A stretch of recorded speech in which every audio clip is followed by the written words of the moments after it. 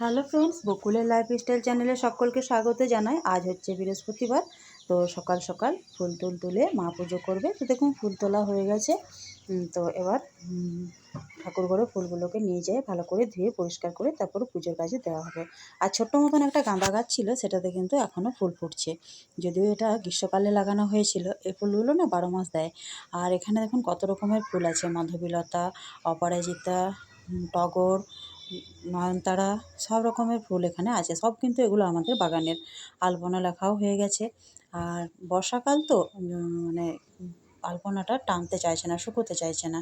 তো যাই হোক, এখানে ঠাকুর ঘরে এসে দেখছি মায়ের বৃহস্পতিবারের পুজো কমপ্লিট। সকাল সকাল আপনারাও একটু দর্শন করুন আমাদের ঠাকুরকে, আর প্রণাম করুন। সকলের দিনটা যেন ভালো কাটে, সবাই যেন খুশি মনে সারাদিনটা পার করতে পারেন।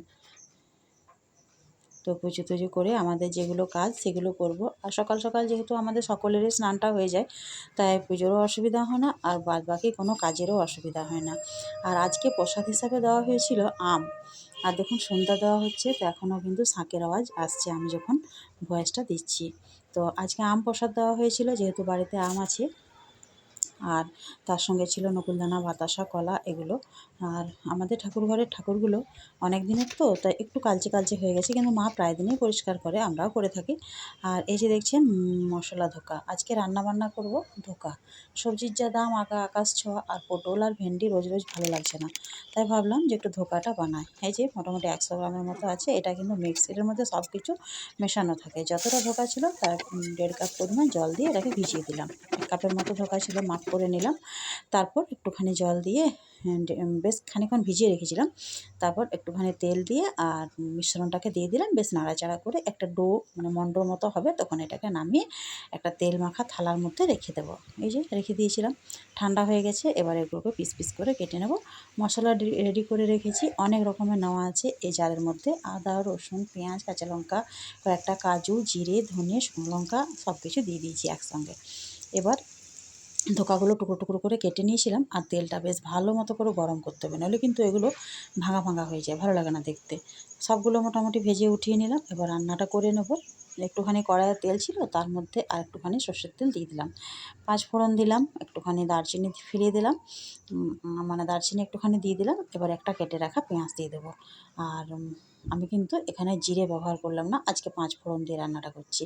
পেঁয়াজটা যখন লাল লাল দিয়ে ভাজা হয়ে যাবে, লাল লাল করে, তখন মোটামুটি মশলা বাটাটা দিয়ে দেবো। আর দেখবেন এভাবে ধোকা রান্না করে কিন্তু আমাদের মাছ মাংসকেও হার মানায়। মাঝে সাঝে কিন্তু একরকম সবজি খেতে আমাদের ভালো লাগে না, তখন কিন্তু এটা একবার আপনারা বানিয়ে দেখতে পারেন। আর যতক্ষণে আমি বেসন মেখে বা ডাল বেটে ধোকা বানাবো, এরকম মিক্স ধোকা কিন্তু বাজারে কিনতে পাওয়া যায়, এটা অনায়াসে পেয়ে যাবেন। অনলাইন থেকেও অর্ডার করতে পারেন, বা যে কোনো গ্রোসারির দোকান থেকেও পেয়ে যাবেন।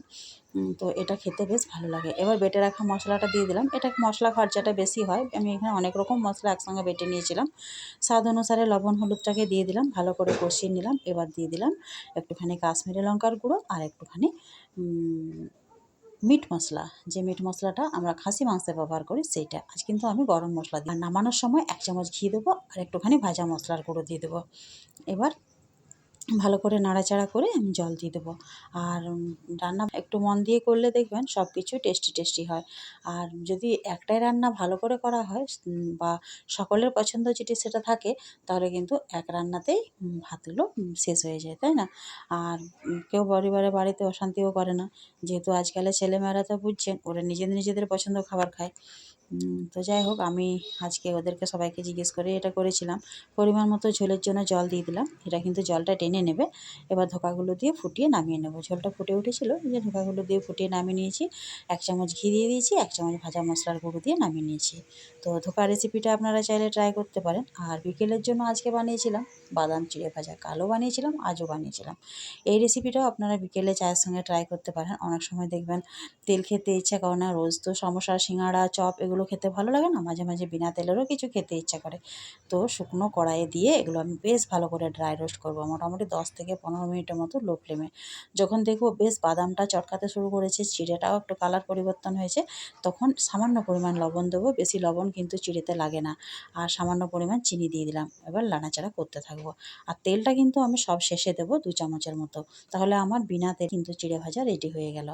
আর এটা একবার করে দেখবেন, তারপর আমাকে জানাবেন কি কেমন হয়েছিল। এই রেসিপিটা কিন্তু একদম নতুন, মানে চিড়ে বাদাম আমরা সকলেই ভাজা খাই, কিন্তু এটা একদম নতুন। কয়েকটা সেও দিয়ে এটা পরিবেশন করে দিলাম। আজকের ভিডিও এই পর্যন্তই।